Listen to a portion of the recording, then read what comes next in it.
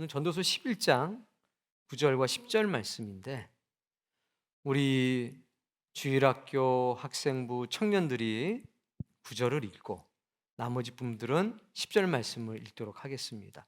읽어봅시다. 내 어릴 때를 즐거워하며 내 청년의 날들을 마음에 기뻐하여 마음에 원하는 길들과 내 눈이 보는 대로 행하라. 그러나 하나님이 이 모든 일로 말미암아 너를 심판하실 줄 알라. 10절. 그런즉 근심이 내 마음에서 떠나게 하며 악이 내 몸에서 물러가게 하라. 어릴 때와 검은 머리의 시절이 다 헛되니라. 아멘. 자, 바로 말씀을 하나 보겠습니다. 이사야서 23장 4절 말씀입니다. 시돈이여 너는 부끄러워할지어다. 대저 바다 곧 바다의 요새가 말하기를 나는 산고를 겪지 못하였으며 출산하지 못하였으며 청년들을 양육하지도 못하였으며 처녀들을 생육하지도 못하였다 하였음이라. 시돈에 관한 말씀인데 이 말씀에 보면 너는 부끄러워해라 라고 했습니다. 무엇 때문에 부끄러워하는 겁니까? 여러분 읽으셨잖아요.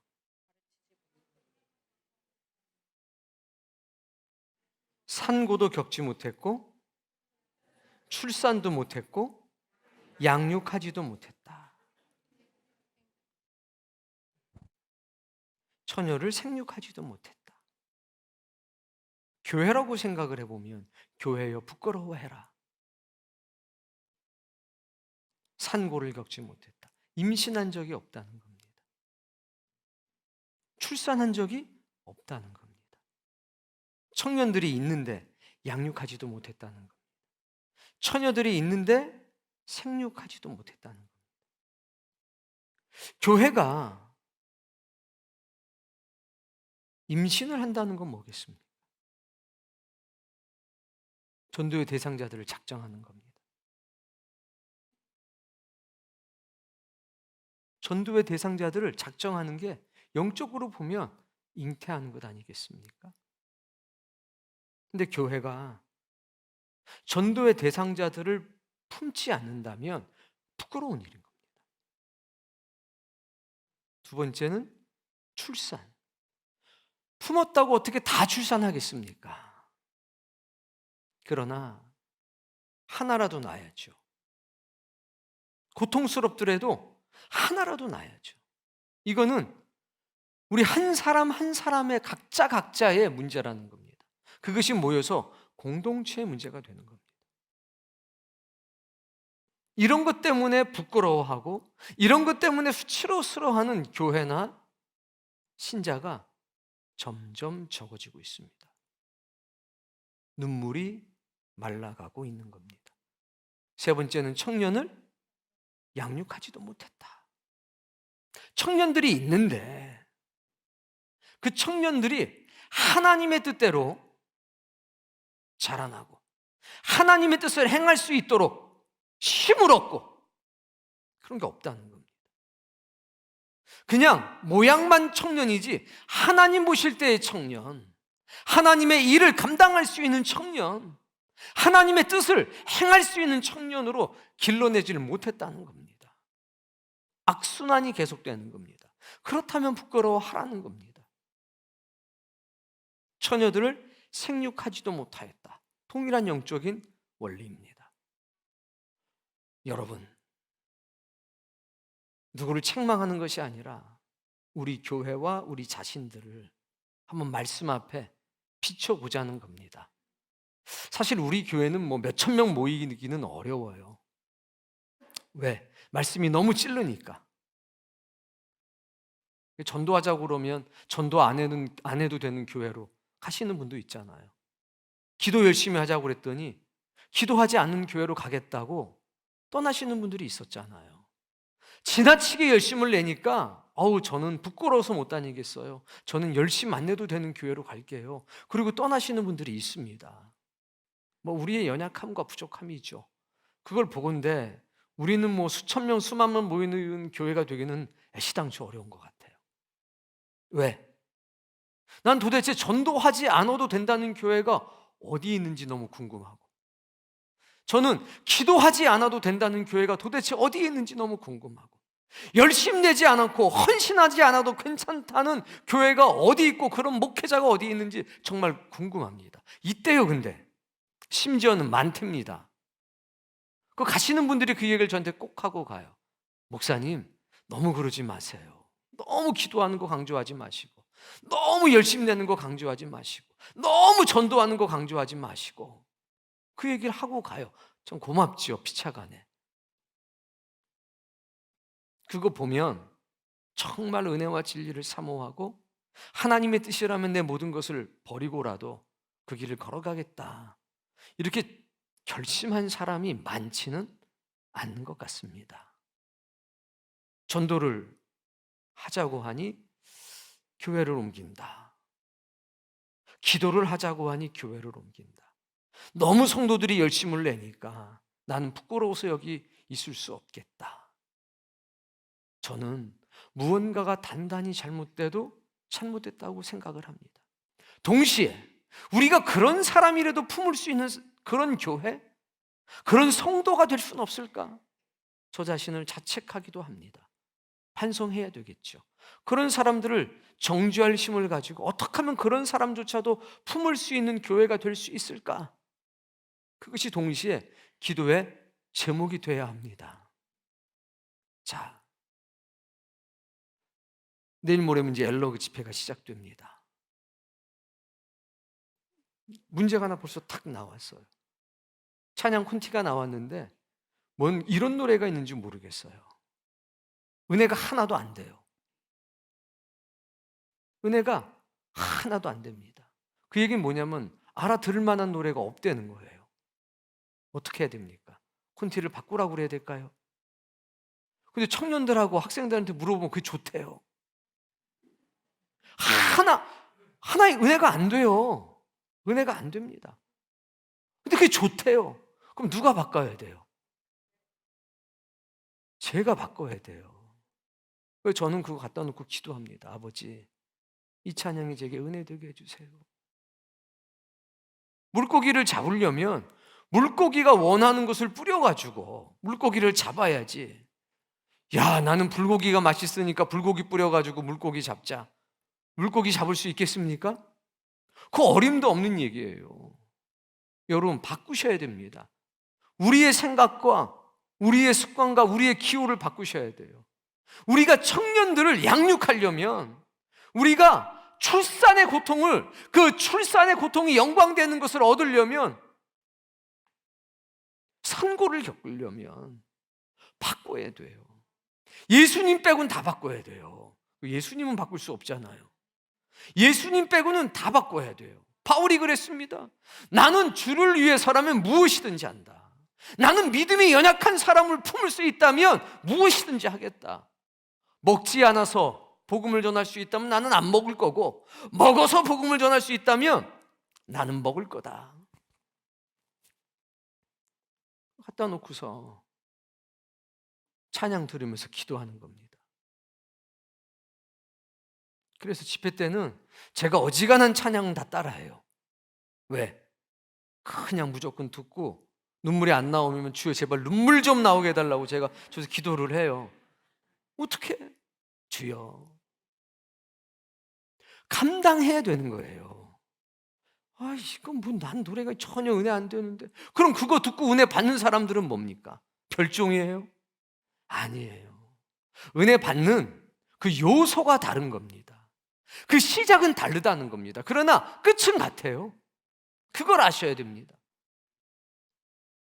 그러니 오늘 예배가 끝나고 나면 울타리별로 교구별로 모여서 틀어놓고 다 노래 들으세요. 그리고 기도하세요. 뭐 은혜가 안 된다 이런 얘기는 전화하는 거지, 여러분 절대로 하면 안 돼요. 저는 기도를 해서 은혜를 받잖아요. 결국에 그거 들으세요. 그리고 어떻게든 그 노래가 은혜 되게 하세요. 희한해요, 박자도. 시험 들지 마시고 극복하고 이기시길 바랍니다. 그런 노력을 해주셔야 돼요. 그래야 청년들을 품고 젊은 세대를 품지요. 기도하셔야 돼요.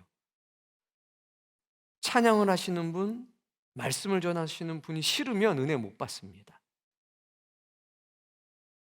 그러니 사람이 아니라 주의 말씀을 들어야 되지만 사람이 좋으면 말씀도 좋아요.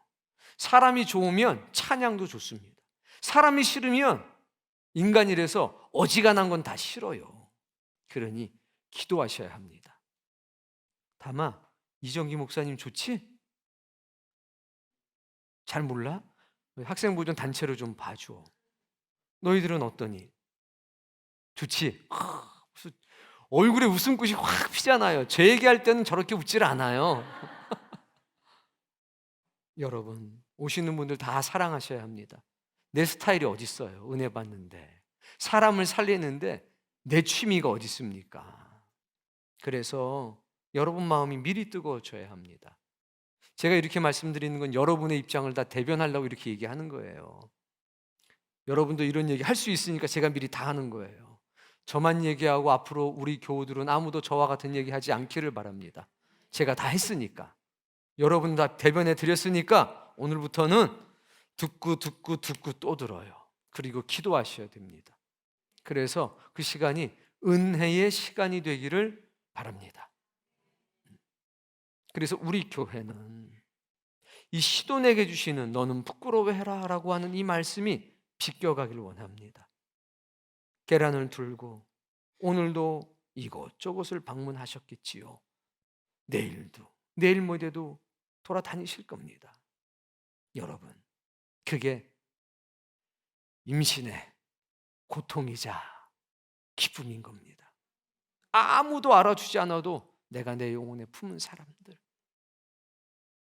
그 중에 하나는 출산하겠지. 올해가 아니면 내년이라도 출산하겠지. 배가 불러져가지고 돌아다니면요 힘들어요. 밥을 조금만 먹어도 그냥 꽉 누르니까 소화도 안 되고 참 불편한 겁니다. 그러나 그게 또 영광 아니겠습니까? 우리가 마음에 그리스도의 사람을 품고 아직 은혜와 진리를 모르는 사람들을 품고 이 일도 하고 저 일도 할 때 우린 여전히 연약하지만 주께서 우리를 부끄럽지 않게 만드실 겁니다.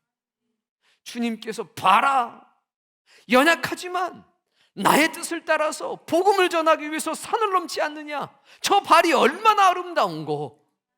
그러면서 여러분들 하나하나의 이름을 복되게 하실 겁니다. 우리 그런 교회, 그런 성도가 꼭 되도록 합시다. 자, 오늘 본문 9절 말씀 읽어봅시다. 청년이여 내 어린 때를 즐거워하며. 자, 청년이여 너의 어린 때를 즐거워하며. 즐거워해라 라고 말씀하십니다. 자, 한번 웃어봅시다. 청년들 시작. 웃는 사람들은 다 청년이에요. 하나님 뭐라고 말씀하십니까? 즐거워하라, 웃으라 이겁니다. 마음껏 웃으십시오. 다음 말씀.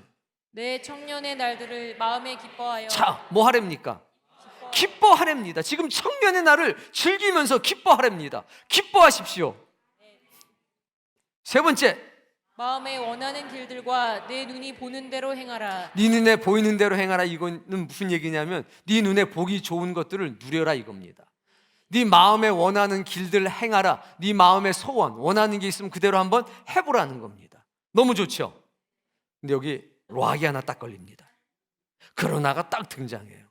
이거는 기성세대, 내가 생각할 때 난 기성세대다. 읽어보세요. 그러나 하나님이 이 모든 일로 말미암아 너를 심판하실 줄. 네 마음대로 하는데 하나는 기억해. 하나님이 이 모든 일로 너를 심판하실 거야. 자, 그럼 이렇게 살라는 거예요, 말라는 거예요? 살라는 거지. 살라는 건데 뭐를 염두에 두고? 하나님의 심판을 염두에 두고 네 마음대로 살라는 거예요. 즉 하나님의 심판의 잣대와 네 마음의 잣대, 네 눈의 잣대를 일치시키라는 겁니다. 그런데 청년들은 스스로 절대로 이것을 일치시킬 수가 없습니다. 이 일을 해주는 것이 교회고 영적인 아버지들이 할 일이라는 겁니다. 그래서 우리는 이 말씀이 다른 말씀이 아니라 하나님의 심판의 잣대와 우리의 마음과 우리의 눈의 잣대가 일치되는 역사가 교회를 통해서 나타나야 된다는 겁니다. 이게 살아있는 교회라는 겁니다. 이 과정이 고통스러운 것이 아니라 이 과정이 즐거움이 되고 기쁨이 되는 거죠. 엘러그 집회하는데 찬양 콘티를 받았다. 어찌해야 될까? 기준을 맞춰가는 겁니다. 내가 바꿀 수 있는 것은 바꿉니다. 내가 바꿀 수 없는 것은 빨리 받아들여야 하는 겁니다. 그래야 우리는 믿음에서 믿음으로, 은혜에서 은혜 위로 자라날 수 있는 것입니다.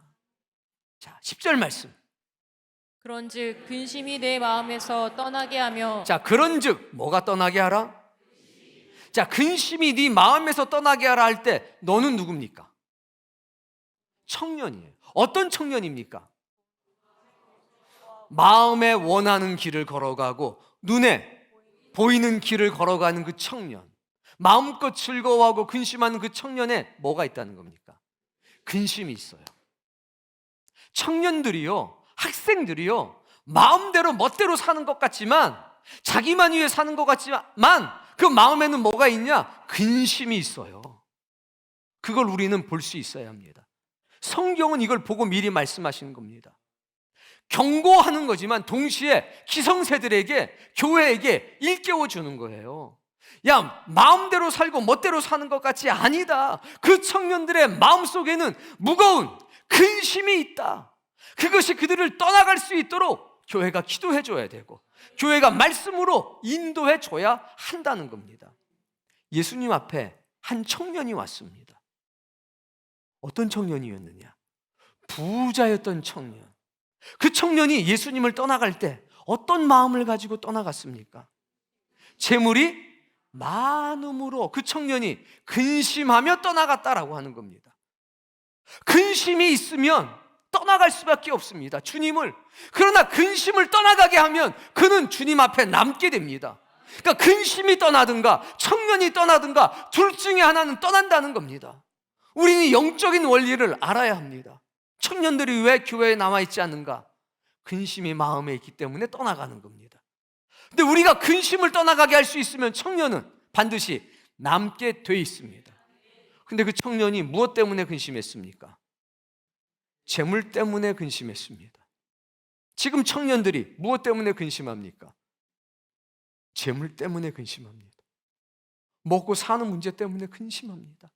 정말 어렵고 힘든 시절이 되었습니다. 저희 때는요, 지금 시세로 치면 한 달에 50만 원만 벌어도 그거 받고 열심히 일했어요. 조금 부족한 게 있어도 열심히 일했어요. 그리고 기회가 있었습니다. 열심히 일하면 오늘 힘들어도 내일 기회가 있었습니다.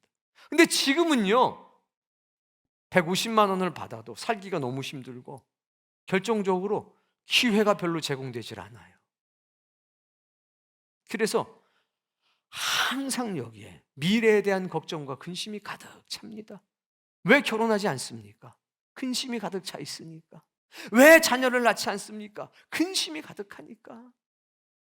그래서 교회가 할 일은 청년들의 마음을 붙들고 있는 이 근심을 떠나갈 수 있도록 해야 된다는 겁니다. 그게 우리의 몫이에요. 야, 열심히 내. 맞죠, 열심히 내야죠. 근데 열심히 내라고 말한다고 열심히 내지면 무슨 걱정이 있겠습니까? 당위적인 진리가 사람을 변화시킬 수가 없습니다. 오늘 저와 여러분의 눈물의 기도가 필요하다는 겁니다. 청년들을 위해서 눈물로 기도해야 됩니다. 그 근심이 하나님의 은혜와 능력으로 떠나갈 수 있도록, 역사해 줄 수 있도록 기도해야 됩니다. 시편서 110편 3절 말씀 읽습니다. 주의 권능의 날에. 언제? 권능의 날에. 하나님의 예수 그리스도의 권능의 날에. 이게 너무 중요합니다. 아무 때나 일어나는 게 아니라 하나님의 권능의 날에, 주님의 권능의 날에 이런 역사가 있으니 주님의 권능이 우리의 인생을 주관할 수 있도록, 이 자리를 주관할 수 있도록 우리는 열심히 기도해야 되고 하나님의 역사를 갈구해야 됩니다. 그럼 어떤 일이 일어나느냐? 읽어봅시다. 주의 백성이 거룩한 옷을 입고 즐거이 헌신하니 새벽 이슬 같은 주의 청년들이 주께 나오는도다. 아멘. 먼저 누가 등장하느냐? 주의 백성들이 등장합니다. 청년들이 등장하는 게 아니라 주의 백성들이 등장합니다. 기성 세대들이 먼저 등장하는 겁니다. 아버지가 등장하는 겁니다. 아버지가 등장하는데 어떻게? 거룩한 옷을 입고 즐거이 헌신하며 등장합니다. 그랬더니 그들로부터 누가 나오냐? 새벽 이슬 같은 주의 청년들이 주님께 나오는 겁니다. 그들로부터 근심이 떠나가게 하는 건 그들을 쪼고 그들을 압박하는 데서 시작하는 것이 아니라 기성세대가, 영적인 아버지의 세대가, 아비들의 세대가 거룩한 옷을 입고 즐거운 마음으로 헌신할 때 청년들에게서 걱정과 근심이 떠나간다는 겁니다. 뭘 보고? 헌신하는 아버지의 세대를 보고, 동시에 즐거운 마음으로 사는 아버지의 세대를 보고, 거룩한 옷을 입은 아버지의 세대를 보고, 아, 나도 저렇게 살아갈 수 있겠구나. 그게 성경의 가르침입니다. 말로 하는 게 아니라 삶으로 보여주는 거죠. 우리가 즐거운 헌신이 있고 거룩한 옷을 입고 살아갈 때 거기서부터 새벽 이슬과 같은 주의 청년들이 나오는 겁니다. 걱정과 근심은 그렇게 우리 곁을 떠나는 겁니다. 바울도 말했습니다. 또한 너는 청년의 정욕을 피해라. 주를 깨끗한 마음으로 부르는 자들과 함께 의와 믿음과 사랑과 화평을 따르라. 주를 깨끗한 마음으로 부르는 사람들이 누구냐? 같은 청년이 아닙니다. 아버지의 세대들, 어머니의 세대들이라는 겁니다. 그 아버지와 어머니의 세대들이 깨끗한 마음으로 주님을 부른다. 거룩한 옷을 입고 즐거운 마음으로 헌신한다. 같은 거예요. 우리의 책임이 크다는 거 기억하셔야 합니다. 그러면 이 청년들은 어떻게 되느냐? 하나님의 말씀으로 깨끗해집니다. 무엇으로? 하나님의 말씀으로. 오직 은혜와 진리 외엔 없습니다. 정욕을 피하는 것 은혜와 진리밖에 없습니다. 주의 말씀으로 깨끗하게 되면 요한일서 2장에는 이렇게 말씀했습니다. 너희가 악한 자를 이기었음이니라. 엘러그 집회를 통해서 우리 청년들이 악한 자를 이길 수 있는 힘을 얻게 되길 바랍니다. 그리고 그들 앞에서 기성세대들이, 아버지와 어머니의 세대들이 거룩한 옷을 입고 즐거운 마음으로 헌신하는 역사가 조그맣게가 아니라 크게 일어나길 바랍니다. 그래서 내일 모레, 당장 오늘 저녁부터 울타리 모임에 간증이 넘치셔야 합니다. 이 노래가 내 마음을 감동시켜. 박자 못 맞춰도 괜찮아요. 내가 노력할게. 너희들의 아픔을 위해서 내가 기도할게. 이런 고백이 넘쳐나기를 바랍니다. 그리고 청년들한테 전화해 주시고 문자도 보내주세요. 나 이 노래 5번 들었어. 나 이 노래 7번 들었어. 너무 좋아. 나도 청년이 될 모양이야. 그렇게. 그것이 거룩한 옷입니다. 다른 게 거룩한 옷이 아닙니다. 나랑 다른 걸, 틀린 것이 아니라면 나랑 다른 것을 인정해 주고, 내가 그들을 위해서 나의 등을 내어주고 나의 마음을 내어주는 것, 그것이 거룩한 옷 아니겠습니까? 하나님의 뜻을 따라 사는 것. 그래, 내가 임신하는 고통이 영광이 되는 기쁨을 누려야지. 내가 출산의 고통이 기쁨이 되고 영광이 되는 그것을 누려야지.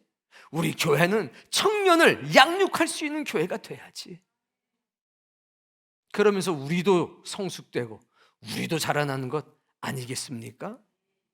그게 아비의 세대들을 복되게 하는 거고, 동시에 그 역사가 우리의 청년의 세대를 복되게 하는 겁니다. 우리 교회에서는 새벽 이슬과 같은 청년들이 주님께 나아가는 역사가 있기를 바랍니다. 그러기 위해서 기성세대들이 거룩한 옷을 입고 즐거이 헌신하는 역사가 선행되길 바랍니다. 자, 오늘 본문 10절 말씀, 그런즉 읽어봅시다. 근심이 내 마음에서 떠나게 하며 악이 내 몸에 머물러가게 하라. 어릴 때와 검은 머리의 시절이 다 헛되니라. 아멘. 하나님의 심판의 기준과 일치된 마음과 눈을 갖지 못하면 다 헛되고 헛되다는 겁니다. 그러니 하나님의 심판의 기준, 그것이 여러분의 마음의 기준이 되고 여러분의 눈의 기준이 되기를 바랍니다. 그러면 놀라운 역사가 나타날 수밖에 없습니다. 자, 그래서 오늘 찬양을 한 곡 할 겁니다. 매일매일. 제가 가사를 좀, 말씀을 좀 드리고 함께 찬양하도록 하겠습니다. 보세요. 읽어보세요. 갈등이 계속 반복되는 거죠. 너희들 갈등이 지금 반복되니 요즘에 혹시? 학교 끝나고 한 3시 반에서 4시 반쯤 교회를 매일 오고 지금 10시까지 공부를 하고 갑니다. 핸드폰은 2G만 쓰고. 갈등이 좀 있지? 그래. 이 아들이 이렇게 산 지가 1월 1일부터예요. 1월 1일부터 지금까지 계속되고 있습니다. 갈등이 많아요. 청년들은 더 말할 것도 없죠. 정말 어렵고 힘들게 이 자리에 나와 앉아 있는 겁니다. 제가 너무 잘 알아요. 밥은 먹었니? 못 먹었구나. 이게 보통 일이 아니거든요. 청년들이 이래야지. 그런 말 함부로 쉽게 하지 마세요. 돈도 벌어야 되고 결혼도 해야 되고 할 일이 너무 많아요. 정말 헌신하고 희생하는 겁니다. 왜 갈등이 없겠어요? 매일매일 갈등이 있지요. 다음. 선택이란 갈림길에 치열하게 살아가는 우리들의 시간 속에 청년의 시대는요, 학생의 시대는요, 항상 무언가를 선택을 해야 돼요. 이때는 동료의식이 굉장히 강합니다. 친구들이 야, 어디 가자 그러면 가고 싶어, 안 가고 싶어? 1초도 망설이지 않고 대답하잖아요. 가고 싶대잖아. 이때는 그게 굉장히 중요해요. 외톨이가 된다는 게 정말 힘들거든요. 근데 항상 선택을 해야 되는 겁니다. 굉장히 치열하게 살아가는 거예요. 우리들이 볼 때는 아무 생각이 없는 것 같아도 안 그렇다는 거예요. 청년들의 시대에는 그런 시간 속에서 살아가요. 여러분도 10대, 20대를 생각해 보세요. 얼마나 부모님 속 많이 새겼어요. 여기 속 안 새기신 분들이 있어요? 없어요. 그게 살아가는 거예요. 계속. 매일같이 사랑이란 이름으로 하루 종일. 그런데 나는 그렇게 살아가는데 그 동일한 그 매일의 시간 속에서 사랑이란 이름으로 하루 종일 읽어보세요. 동행하며 영원으로 이끄시는 진실하신 아름다운 노래하리. 주님께서 내가 그렇게 갈등 속에서 치열하게 살아가고 막 선택의 어려움이 있는데 사랑으로 매일처럼 주님이 나와 동행하시면서 그 골치 아픈 자리에서 그 정욕이 넘치는 자리에서 영혼으로 이끌어 가신다는 거예요. 그걸 우리 학생들도 경험하고 우리 청년들도 경험하는 거예요. 이 친구들이 주님을 찬양하고 노래하는 건 우리가 노래하는 것하고 다릅니다. 얘들이 뭘 알겠어 하지만 나름 굉장히 힘든 가운데서 매일매일을 살아가요. 다음. 주의 얼굴을 구하는 이 자리. 문제는 이 자리가 예수 그리스도의 얼굴을 구하고 하나님의 얼굴을 구하는 자리가 돼야 된다는 겁니다. 반가운 주의 음성. 주님의 얼굴을 구하는 이 자리에서 말씀을 통해서 하나님께서 주님의 음성을 들려주시고 하나님의 음성을 들려주시는 겁니다. 우리 모두에게. 이때 다음. 가물어 메마른 우리의 목마름을 채우고 영적인 갈증이 채워져야 된다는 겁니다. 주의 얼굴을 구하는데 여기서 주의 음성이 들리지 않으면 이 아이들이 어디를 가겠습니까? 반드시 여기서 주의 음성이 들려져야 되고 영적인 가뭄, 목마름, 메마름이 해결되어야만 합니다. 아멘. 예배할 때 우리가 더 간절히 예배해야 되는 거죠. 계속. 주의 나라를 구하는 이곳은 영원한 주의 약속으로. 우리는 주의 나라를 구해야 됩니다. 그리고 이 자리에 영원한 하나님의 언약이 있어야 합니다. 그때 우리의 마음과 우리의 몸이 동시에 기뻐하는 역사가 나타날 겁니다. 그게 이 찬송가의 찬양의 가사입니다. 저는 이 찬양이 우리 젊은 세대들에게 힘이 되고 위로가 됐으면 좋겠다. 그 마음으로 제가 이걸 선정해서 넘겨줬습니다. 그리고 우리 모든 어른들도 우리 아이들이 얼마나 치열하게 살아가고 우리 젊은 사람들이 얼마나 갈등 속에 살아가고 있는지 그거 알아줬으면 좋겠습니다. 청년들 만날 때마다 당연하게 생각하지 마세요. 이번에 노회에서 목사님들을 만났는데 우리 입당 예배 때 영상을 다 보셨대요. 못 오신 분들이 저한테 인사를 하더라고요. 목사님, 그런 청년들 없어요. 어쩌면 청년들이 그렇게 열심을 내요. 목사님 뭘 보시고 그러시는 거예요? 입당 예배 때 찬양하는 걸 봤어요. 서울에도 이런 청년들이 없습니다. 큰 교회도 이런 청년들이 없습니다. 너무 은혜를 많이 받았어요. 그런데 그 청년들이 매일 갈등이지. 동준, 안 그래? 동준 아무 걱정도 없는 것 같잖아요. 저 곱게 생겨가지고. 아니라는 거예요. 여러분의 격려가 필요해요. 당연히 하는 게 아니라 정말 저 친구들도요, 갈등 속에서, 치열한 삶의 현장 속에서 때때로 불안도 하지. 격려해 주셔야 돼요.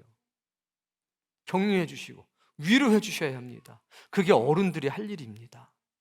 저절로 나오는 거 아닙니다. 꼭 격려해 주시고 위로해 주시고, 24시 마트 밑에 있으니까 거기서 음료수라도 하나 사서 좀 전달해 주시고, 함께 기도해 주시고 손 한번 붙잡아 주시면 고맙겠습니다.